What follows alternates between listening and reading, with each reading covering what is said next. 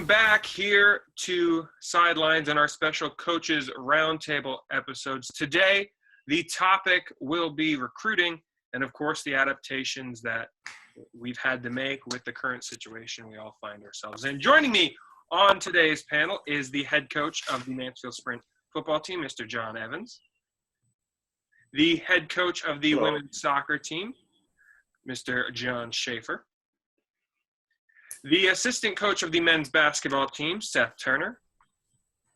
And the assistant coach of the baseball team, Anthony Goncalves. Thank you all so much for taking the time. Thank you for having us, man. Yeah, absolutely. Before we get into the very specifics of the new adaptations, generally, what is your guys' recruiting philosophy? What are the things you look for in a prospective student athlete? Well, I guess I'll start off with that. I think mine has changed over the last couple of years. I mean, when I first got here, we were looking at the very good athlete that might not have been a great character individual. And for the last 3 years, we've kind of focused more on a mediocre athlete that's a good student and a good kid, and we can coach them to be a better athlete. So I think our program has gotten a lot stronger culturally since we've adapted that model the last 3 years. Well, I just got started, mid-year, so I didn't really have much to say with the 2020 class, but Coach Shalat and I are really looking to kind of bring in, obviously everybody wants the big, strong physical guys and good fits academically, but it's coming down to we just want tough blue-collar kids. I feel like that's what fits Mansfield. It's going to be 35, 40 degrees outside in the spring when we're practicing. We're doing our research, trying to find the kids that fit what we're looking for. And we're obviously going to work around, Pennsylvania, New York, New Jersey, Maryland. And hopefully they're not for the bells and whistles. They're the ones that are coming here for the right reasons. Right. And that's what we're doing right now. Yeah, I'd say the same. A little bit of both of theirs. We kind of look for the blue-collar kids, the kids that are going to come in and grind every single day, and the good kids, the good culture kids, coachable kids, the good attitudes. And it takes a long time. It doesn't just, you can't just see those things, in one time talking to a kid. It kind of happens over time. And so we definitely kind of look for both of those things. Kids are going to get after it every single day, day and night, but also very good kids, good family core guys and coachable guys at that. Yeah, I thought a lot of that. I'm looking for culture. It drives everything.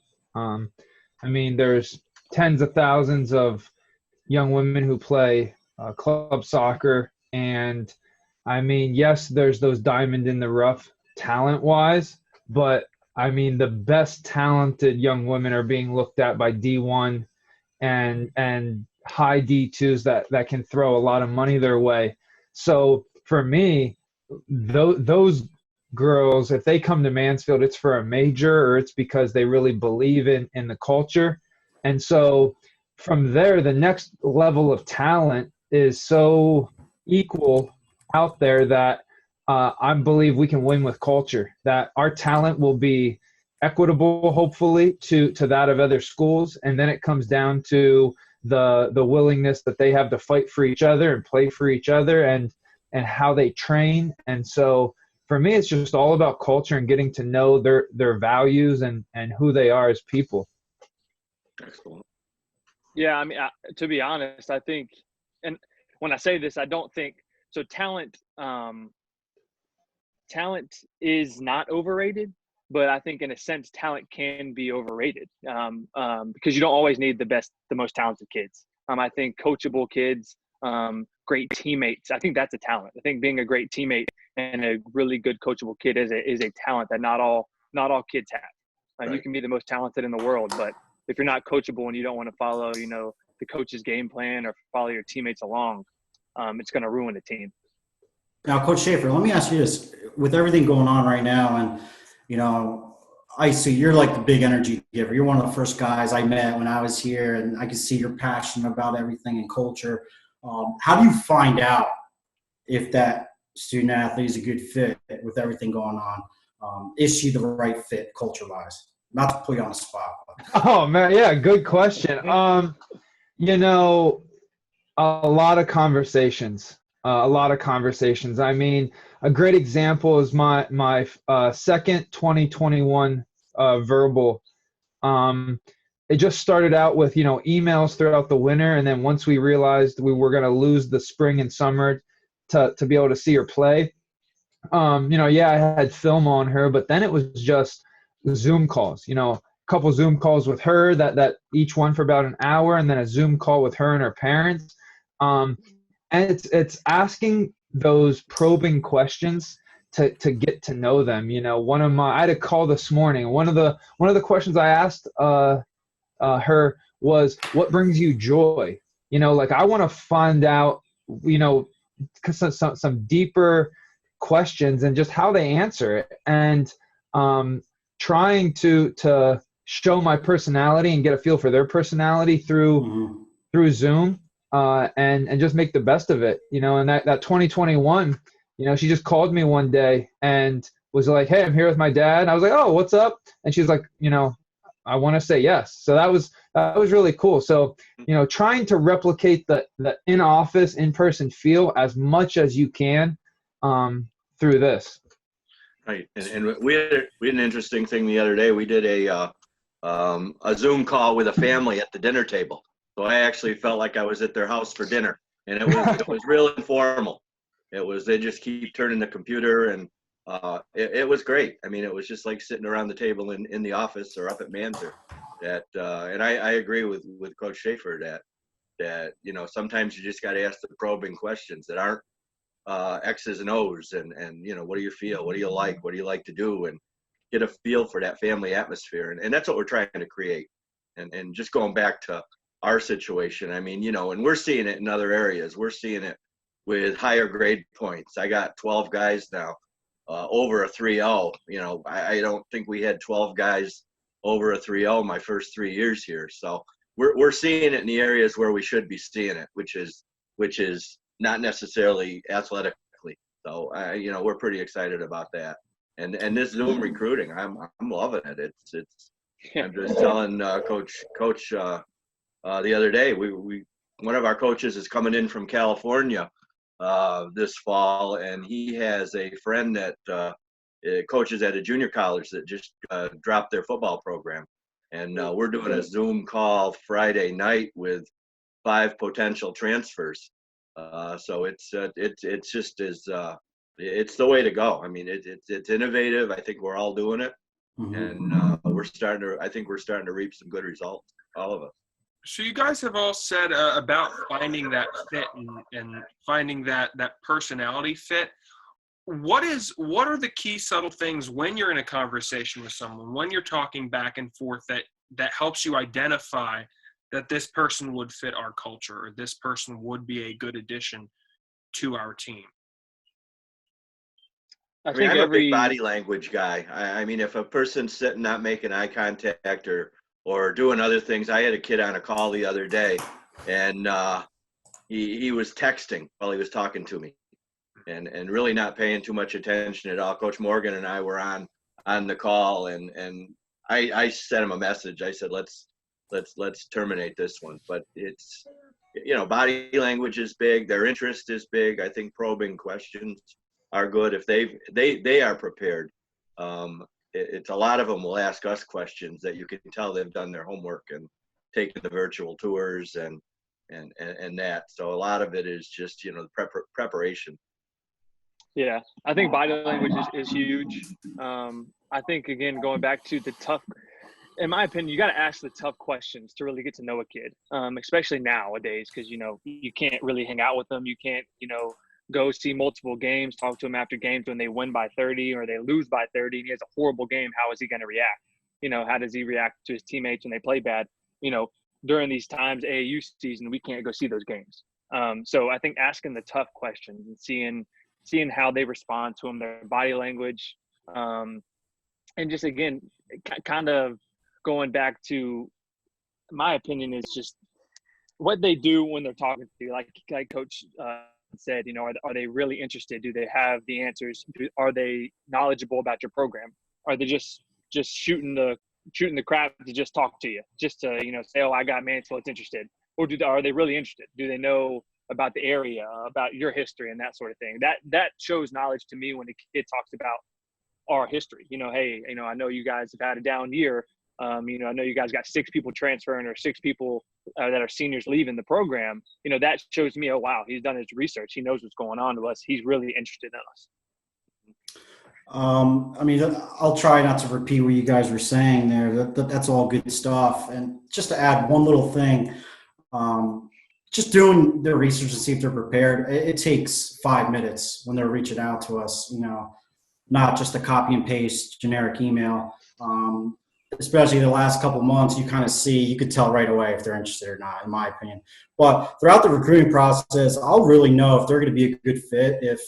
And I'm sure we've all been there, if they're a headache throughout the recruiting process. Like, are you getting your stuff into admissions? Are you, you know, is your FAFSA filled out? Hey, are you filling this out? If they're a headache throughout the recruiting process, it's going to translate when you have them on campus. And then, believe it or not, it starts from the beginning when you're recruiting them. If they're a headache, it's only going to translate, and you're just hurting yourself. Mm-hmm. Yeah, you know, and all of that is brilliant. I would just add that for me as a young coach and only being in my second year of going into my second full year with the program, a big thing for me has been to know if someone's going to fit the program. You got to know yourself. You got to know your program. And, you know, I've spent the last like 6 months with my current team figuring out and really being able to be specific on who are we. So like we nailed down our core values as a team of love, serve, grow. And so we have those core values. We have objectionable ways or objectable ways that we view them and can say we're doing those things. And so I feel like I'm loving recruiting right now because I know who we are, and I'm able to put that out there, and I'm able to then ask questions to find out, do you fit those? And the last thing I just made a note here is don't chase, you know. So, you know, do they have questions prepared? Are they interested? If they're just there trying to get us to fish, you know, then it's, if they're not really interested, then it's, hey, thank you, best of luck, and we move on. You know, I'll be honest, Drew. I think all of us, I think all of us as coaches, you know, to be honest with you, yeah, you have, you know, some guys and girls that you know are going to fit, but you never really know. You never really know until they get there. I think we've all had guys and girls that you thought were going to be great program people that were going to fit perfectly. And when they get there and they get put on the spot and things don't go their way, things just don't turn out the way you wish they were going to be. So you never truly know until they get there and you put them under certain situations that only you can do, to be honest. That's a good point. Shafe, you made that point about having to know your team. And I think you all are in kind of a uniquely different situation. Coach Gonk, obviously, you were looking forward to this season changing the culture and being able to sell that. That gets taken away from you. Coach Evans, with sprint football, there are different things that you have to address. The weight. If a 250-pound kid is saying, hey, I want to join your team, you got to be like, sorry, that's not possible. That happens a lot. Yeah. I got an email the other day from a 6'6", 340-pound tackle that addressed it, dear head coach at Edinburgh. You know, Wow. it's like, Wow. you know, yeah. But yeah, we get a lot of heavy ones that didn't do their research. They think we're a PSAC school, and they'll send that form letter out, and you know, when we say what we are, and you know, they'll either write back and say, you know, oh, I didn't know, or obviously they just send us an email. You'd be surprised how much times that happens. You get kids left and right that the wrong school, the wrong coach, something, and you're just like, wow. Yeah. They just copy and paste. And it happens. You know, everyone makes mistakes. I've probably done it. I've probably done it before. when someone does that, do you immediately scratch that person off as not? Well, at 6'6", 340, we would, yeah, definitely. Not much they're going to do to get down.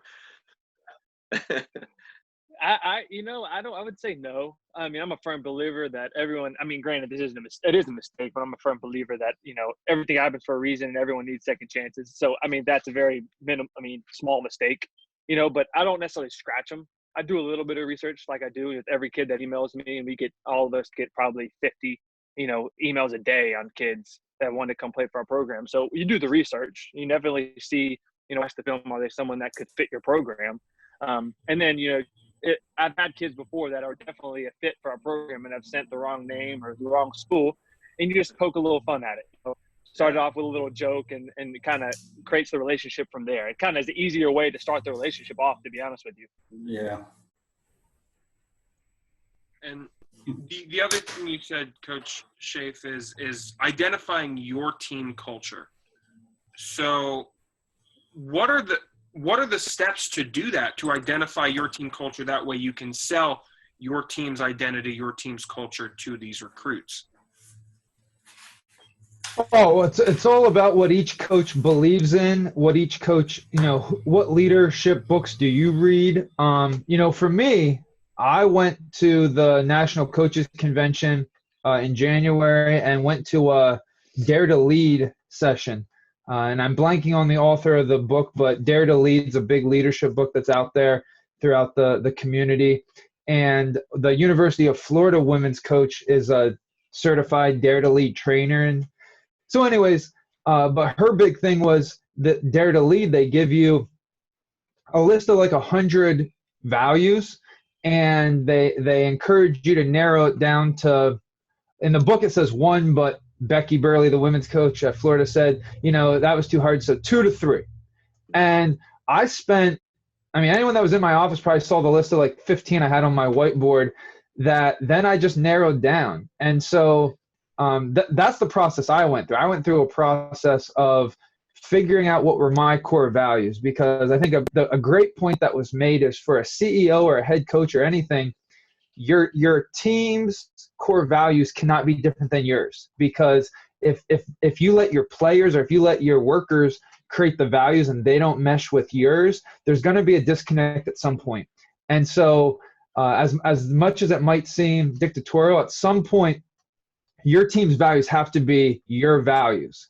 And so whatever process a coach wants to go through to figure out what he or she's values are, go through that process. I love the process we went through as a team. I myself took about 3 months to narrow down my values, and then I gave them to the girls, and they came up with, all right, what are some actionable ways that we can show that we're loving, serving, and growing individually and together. And then we took another couple of months narrowing that list down to 5 items under love, serve, and grow that now we can go through and check off. So that's how I did it. But I think you have to come up with some process. It's not going to just happen. I agree 100%. I mean, we did the same thing. We met with our Unity Council, which is 8 to 10 of the leaders that we've picked. And that's kind of how we came up with ours a couple of years ago. But again, I brought a lot of my own in recently over the last 2 years from places I've been. And I do believe that we bought in. And I think that was the big thing 2 years ago, is that we got to buy in. And I do firmly believe this team has bought in right now. And that's what we're selling to the incoming. And that culture, like Coach Shaffer was saying, that culture has begun to change. It's not where we want it yet, but it's moving. We did a 180 from where we were at, and we're much better off than we were 3 years ago. So, and I think it's because of not only the kids that come in, but the staff. I've kind of hand molded what I feel is probably the best staff in the league, and they've stayed. I mean, mostly it's in sprint football, your staff will stay for a year and move on, and this staff has been very consistent for the most part. Most of them have been with me for most of the ride. I actually talked to Coach Shalott about this yesterday, about the process, and we talked about it for a couple hours because we're looking at the boards. And it's funny, Shaffer brought up, he enjoyed the process. And we looked at this past season, we really didn't have a season, but we look at it as like year zero. Like, we're putting in the way we want to do things with practice plans and recruiting and all that. We're going to stick to it, and it has to start from the top. And we're staying by it. We're talking about it, to recruits now. I straight up tell them, if you're for the bells and whistles, this might not be a place for you when we talk about recruiting. If the current players, our GPA, I just found this out right before this call, our GPA before we got started as a staff was in that 2.5, 2.6 range. We're at that 2.9. We're trying to break that 3.0, 3.1. And now we're starting to hold these guys accountable. And we haven't even had a full year with it. So we're starting to see improvement. Mm-hmm. And again, like Coach, you just said, the process. This is something that we're going to enjoy doing. And I'm looking forward to the fall and talking to the guys about it, that there's going to be a lot of ups and downs. We just got to stay even keel, enjoy it, respect it. And then we'll all kind of get to where we want to be together. I agree 100%. So let's talk about obviously the big elephant in the room. With COVID-19 shutting down pretty much everything, and obviously, Coach Gonk, your season being taken away, what has been the biggest challenge in recruiting right now with the world at standstill as it is? So we really weren't going to be on the road as much in the springtime unless it was like a local game because we had practice and games and everything. But what's going to hurt us is the visits on campus, having kids on campus, having kids come to games. We had visits lined up to come to certain games and have the kids meet each other and everything. The issue, I don't want to say it's a bad thing. It's something that I have to think outside the box, and I'm getting creative. When I'm watching film now, usually when I get video, I could take a look at it. All right, I could work with this kid. I could work with John here. Projectable frame, throws the ball over the plate, But you need to go and watch baseball. You could go watch an outfielder. An outfielder might not get a ball all game or all weekend. But in the baseball field, what people don't notice, when the ball's put in play, everybody's always either backing up or you run into a spot. You can't see that when you're watching a game. Where football, basketball, and you guys can correct me if I'm wrong, it's a half court. You see 5-on-5. You see what the kids are doing. Football, you see the 11 guys on offense, 11 guys on defense, So for baseball, you don't know what that shortstop's doing. I'm a big communicator guy. I'm a big energy guy. I like guys that have a little bounce in their step. Can't really see that in the video. So it's tougher. So I'm getting a little creative where I'm really dissecting certain things and I'm getting stuff.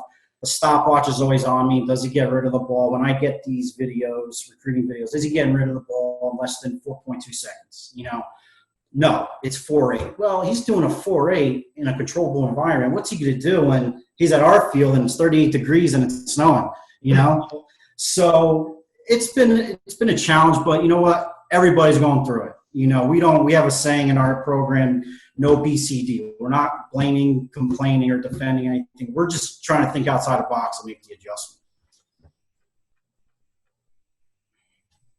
And I mean, with the football coaches here, and really you, Seth, as well, you guys have had your seasons, but then come into this time when you really had a chance to go out and continue to look, it's taken away. What have your challenges been? I lost you for a second. Sorry. So just again, what have been the challenges that you guys have seen? I mean, it's a lot of challenges. I would say personally, it's hurt in other ways, but honestly, I think it's helped in some ways. I mean, it's helped the relationship factor to where I call and text and FaceTime kids more now than I ever have. Especially recruiting. Recruiting, usually you get them in for an unofficial or an official. You send them a text here and there, but it's more of the in-person stuff. I've this past year, and especially now since the quarantine and the COVID, I've been texting kids every day, every other day, calling them every other day, just trying to have different ideas when it comes to recruiting of like the Michael Jordan documentary that's on that I'm sure everyone is watching, especially people that love basketball. It's a way to get to know a kid. Honestly, you just talk to them about that, Or what do you think about this? What did you think about Scottie Pippen when, he didn't check into the game? You ask these other questions to try to get them thinking, get them spiral. I love hearing their answers. Some kids say, I thought it was the right thing to do for him to not enter the game. Or, that was a selfish thing for him to do to his teammates. Every kid thinks differently. But just finding different things to talk to the kids about. I think the one thing that hurts us, and as far as recruiting, obviously is AAU season is huge in basketball. There's AAU tournaments and games everywhere. But we don't know if that's going to happen right now. And, luckily, I think we're pretty much done with this upcoming class. Luckily, we're done with it for the most part. So we don't need to really go to AAU games and watch these kids play. But for the 2021, it's going to hurt. I'm kind of big on the things that, Coach Gonk said is the details you can't see on film. You can't necessarily see if the kid's communicating and talking on film. You can see if he's dunking and if he's shooting threes and if he's making good passes, but you can't see the little details. How is he being coached? Is this coach hard on him? Is he taking coaching well? Those are all things you have to see in person. That's huge for me. Seeing how a kid reacts to a coach when he's hard on him is huge. Seeing how a kid talks to his teammate is huge. And at the end of the day, seeing what kind of competitor he is. Is he a bad competitor? Is he a good competitor? We all know those kind of guys. But those are the things I really look at when it comes to recruiting. Talent's easy to see. You can see talent from film. You can see talent when you walk in the gym and watching a kid do a 360 or shooting the ball from 45 feet. But, the little details is huge for me. Yeah, to echo that, the 2021 class, it's gonna hurt a little bit because I'm only looking to bring in 6 or 7 total, and I have 3 already, and so not being able to get out and really see those in person. But I have a list from last year. Soccer is a sport where we're recruiting multiple years out. And this is really going to hurt 2022s. Thankfully, I've been watching a lot of them since 8th or 9th grade, and I have a list. But the hope was, June 15th, you can start contacting 2022s. You can see them in those games in late June, July, and then August, the real push is on for 2022s even. And so, but what I've been telling people is I'm just going to slow play it. I'm going to slow play, and I've been encouraging people not to be in a rush and make a mistake in terms of picking a school because you think you have to. If you don't pick a school on the traditional timetable, that's okay in these uncertain times because we're in a time that nobody's been in before. Have you guys been doing other stuff as far as recruiting other than just Zoom calls? Like getting creative with it? I've done a couple of things here and there, but. I went around campus with my iPad, and with Drew on here, he'd probably laugh at it, but I tried to make a video and narrate it, and it was probably not one of my better efforts. But that's what I've tried to do. My intentions were good. It just didn't work out that way. But I was able to show some of the highlights. I wanted to do the whole campus spiel, but I ran out of breath going up the stairs back up towards the music building, and it was real apparent I was huffing and puffing. So tried that just didn't work. I think that there's a need for something like that. I think that would help us all if we had an overall video of the entire campus, then at least at this point. Some families have visited, not with us there, but I do know that some football players and their families have walked around campus and posted some pictures. And but again, it's I think for me, being the older guy on the in the department, and if you ask anybody, I'm probably not the most technically sound guy in the world, but I figured Zoom out, and now people are coming to me as to how to do Zoom, so I feel pretty good. For me, that's innovative, Seth. That's big time, Coach. That's big time. I'm able to get on and connect. I had a Zoom meeting last night with 65 players on there, so I was pretty excited that I pulled it off.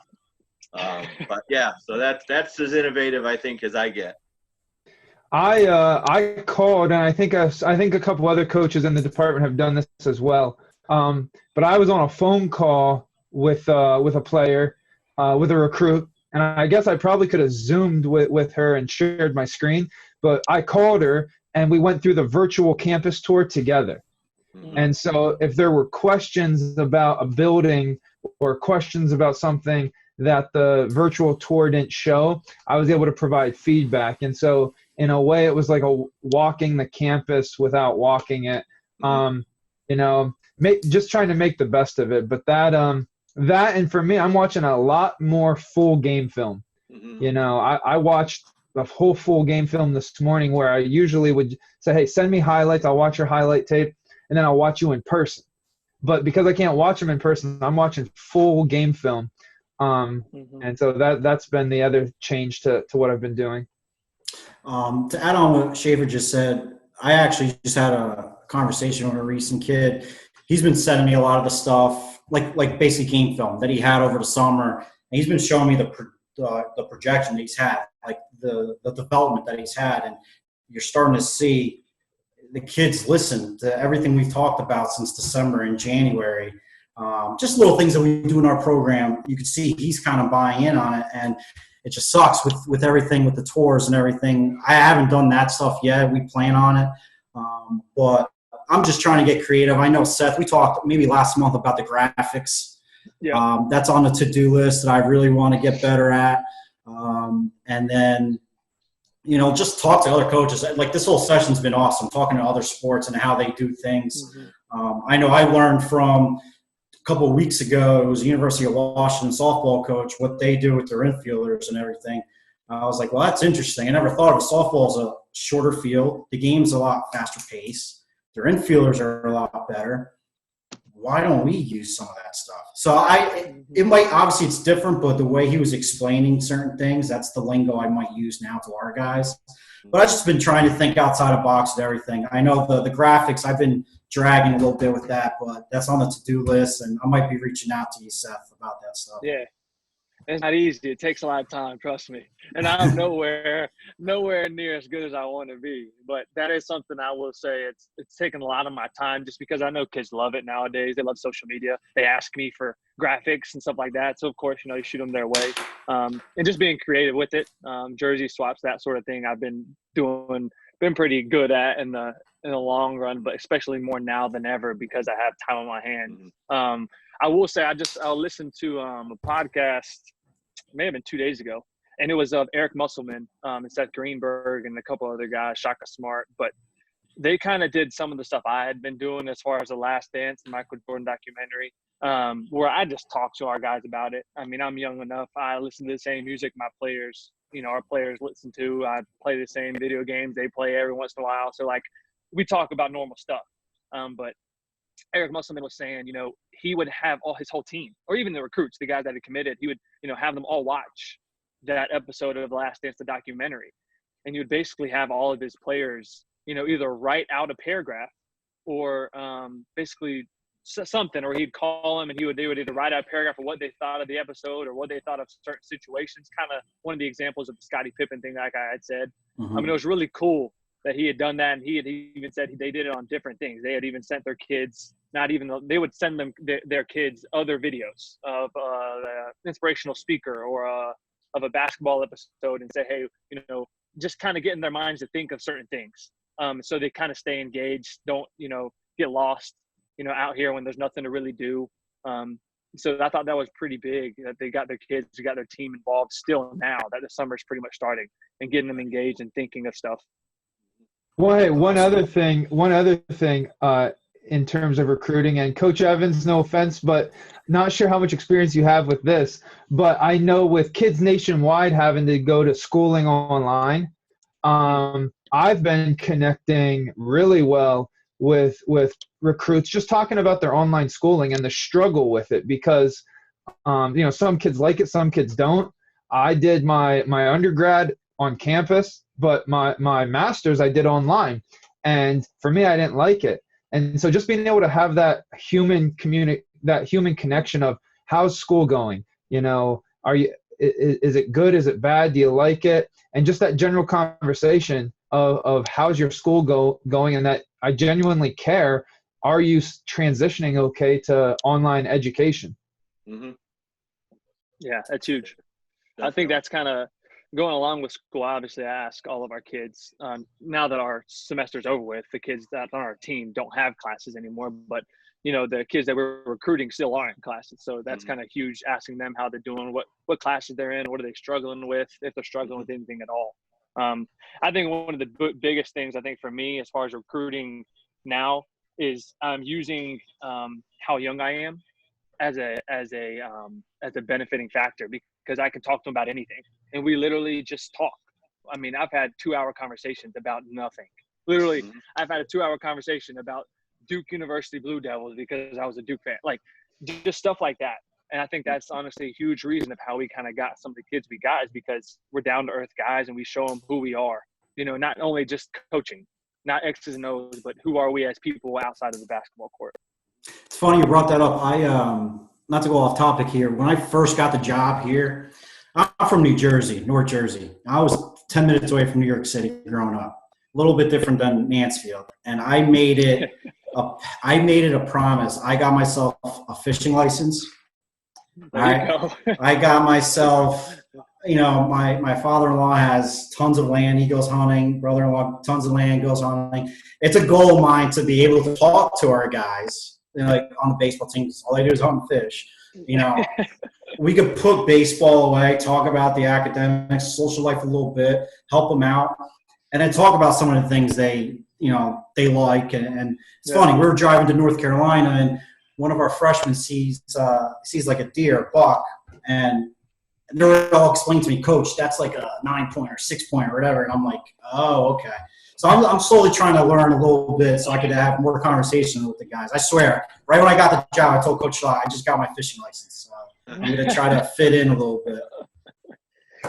Well, you're not the only one that doesn't know anything about that, because I don't. Luckily, most of my guys don't care about that stuff. Seth, we'll go fishing when you get back. We'll go out and fish. I fish a time or two. We can come out here in Wilmington. We can go deep sea fishing if you want. There you go. I can't swim.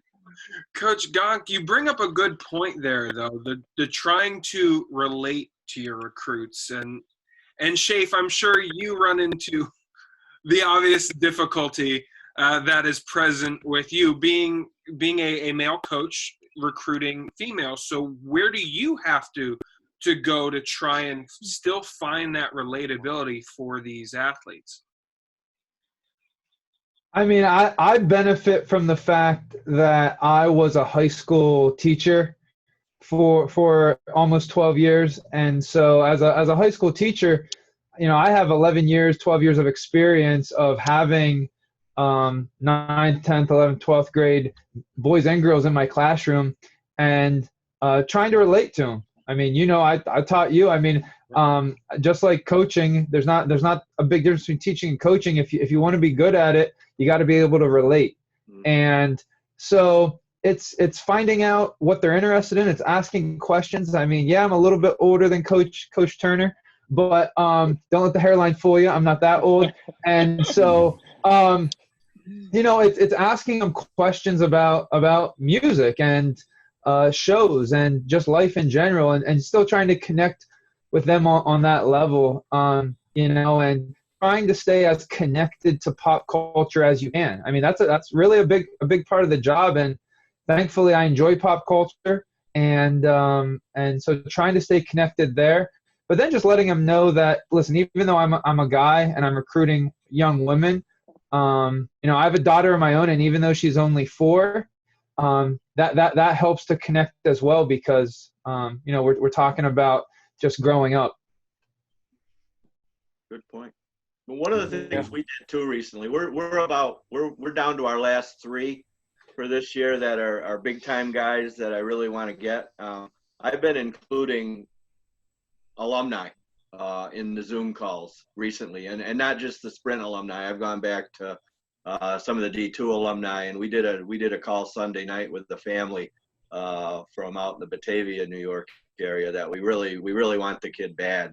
And I had 2 of the D2 alumni on with myself and one of the other coaches, and I like it. I mean, I think I'm going to do that in the future, is particularly looking for somebody with a major. Like if it's a criminal justice kid, let's get one of our graduates that, or one of our alumni that's was a criminal justice major and worked that way. And the 3 or 4 times we've done it so far, it's worked out really well. The kids really liked having the alumni on. The alumni are real fired up about talking about their school and what they got out of it and what they're doing now. And so for me, that's something I'm going to continue to do as we move forward through this.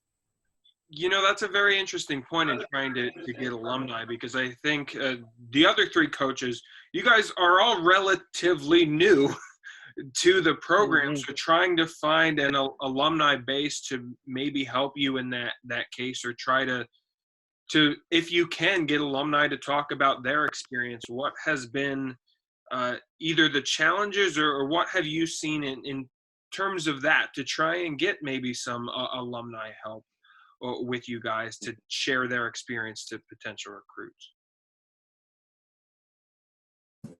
Yeah, I mean, we've had a couple former players, alumni, but they're still young in age, that have reached out to us about players. I mean, kind of trying to help their school, give us some kids.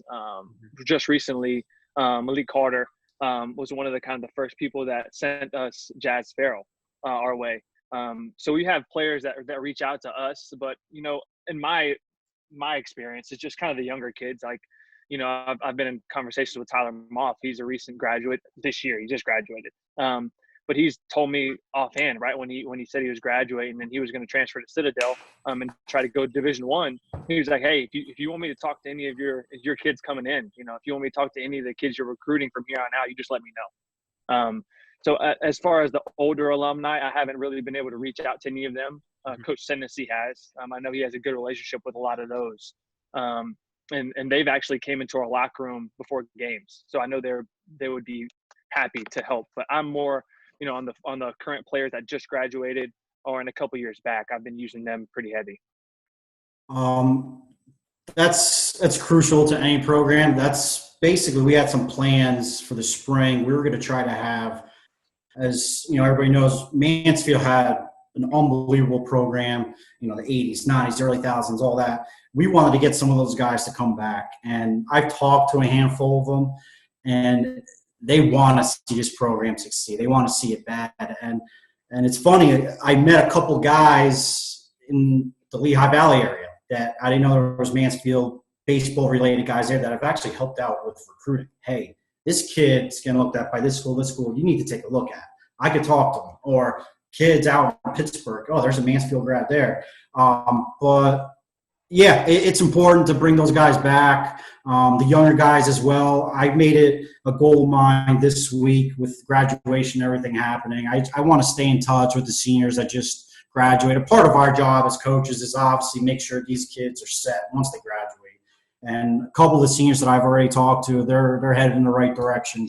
I'll use Josh Kalina as an example, our shortstop. He was getting ready to do some special things this year. He was leading the team in average. He was playing awesome defense. He wants to be a cop. Everything's on hold right now. But a week after, everything went down, his boat was in an Amazon warehouse working, 40 hours a week. Like he's that go-getter type guy that we're trying to build, with our program. So, Seth talked about the younger guys. He's a kid that, we might bring back, in the fall time and talk to some of the guys. And everywhere I've been, I graduated from Misericordia University, a small D3 school, and our alumni games are 40-plus people. And it's all from that 2009 to now that just come back, and they love it. And that's what I kind of want to bring back. I know Coach Shalat, he's always texting an alumni or two. We want to bring that back to Mansfield in fall. And I know talking to Owen talks about it as well, his times, and he would be on the road with us, and he would just be frustrated. He's pissed off the way we played because he wants to see us succeed so much, Yeah. So, alumni, it's crucial, and we're trying to get things going with that, and I'm actually excited. Hopefully everything clears up and we get some things going in the fall. Yeah, the worst part of, well, maybe the worst part, one of the worst parts of this, COVID situation was the loss of our spring alumni game. We get a spring non-traditional season, like baseball gets a fall non-traditional season. And last year, I had my first alumni weekend, and it was awesome. Had like 28 young women back, and just to get to meet them for my first ever alumni weekend. And I was so excited to build off of that. I know I had alumni lined up to come as soon as I put the sign up out back in January. They were signed up, and we had dinner plans, and really excited to meet the alumni and try to build the connections all the way back to 2003, that first group. And then I got put on hold. So that hurts, but we're trying to compile a good alumni database just to get to know them, specifically for majors, because, as Coach Evans mentioned, I would love to be able to point a criminal justice major in the direction of an alumni who's 10 years out and, being a successful cop or FBI agent or et cetera, and help them out. And so it hopefully this summer, if things get green lighted, I have some summer alumni plans, and if not, then the alumni weekend in the fall is if we get that, is the next thing. But just trying to build those alumni base and build those connections as a young new coach is so important. Mm-hmm. All right, guys, I feel like this is a topic, recruiting. We could go on for hours having this discussion, but we do have to wrap it up here as our time is running down. But I do want to leave you guys the opportunity here for our parting shots, which this really, I will give you the floor. The topic can be yours. It can be on recruiting. It can be on whatever you want. The floor will be yours. And I'll start with you, Coach Evans. The floor is yours for your parting shot. All right. First of all, it's great to get together like this. I think we all need each other. And we got that. I mean, with the coffee hours we do as a staff, with our staff meetings, with things like this. I mean, for me, the big thing is the uncertainty. And my phone and my text just blow up because people want to know what's going to happen. I don't know. I wish I could look that far into the future and say. I mean, with these colleges or the conference out in California shut down, I talked to our coach from California today, and he said that conference is mainly a real small conference, that volleyball and cross country are the two big sports. But still, people read that and then they think, what's going to happen to the PSAC or the CSFL or the Big Ten? And that uncertainty with me, I'm a real positive person. I try to stay positive and try to make sure that the players and our incoming kids, we did an incoming call last night, and with all of the kids and their parents, and we got 42 freshmen coming in and their parents were on, and that came up 100 times. What do you think? What's going to happen if? And I just don't know. But for my parting shot, I just want to say that I appreciate all you guys. Drew, I appreciate you throwing this together. I can't wait to get back and get after it with everybody, and go Mounties.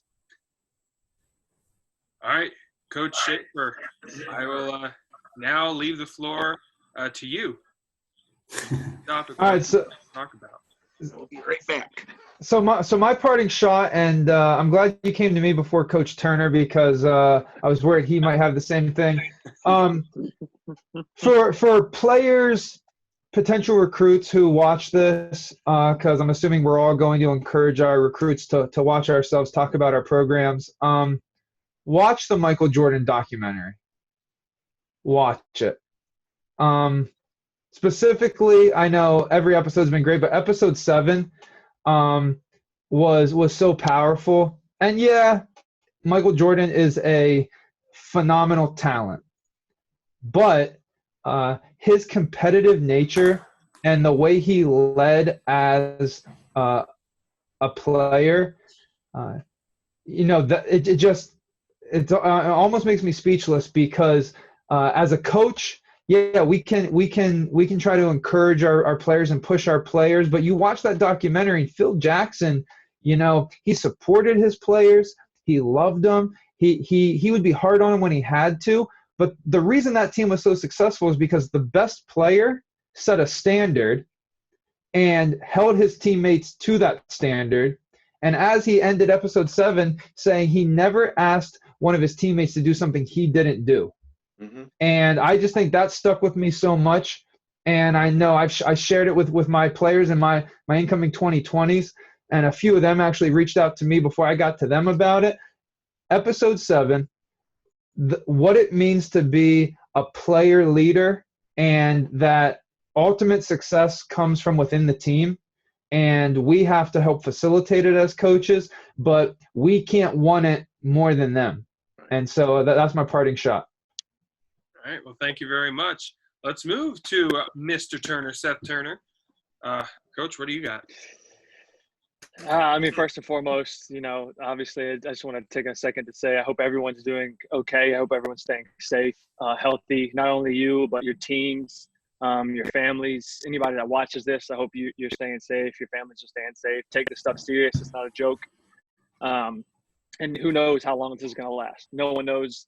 No one knows what the future holds for any university, any athletics going forward. Hopefully everything, clears up and we can move forward in a safe manner. I mean, everyone wants to get back to work. Everyone wants to have an incoming season, this upcoming season. But I just hope everyone's staying safe. And then just take care of your siblings, take care of your loved ones, and hold these relationships true to heart. Relationships are huge. That's why I'm in this business. I'm in this business for the relationships. I'm not in this business for X's and O's and for wins and for losses. I'm in this game because I love basketball, but it's the relationships that you get out of basketball. Not only player and coach, but coaches and coaches, anything. Relationships go way beyond just who your players are.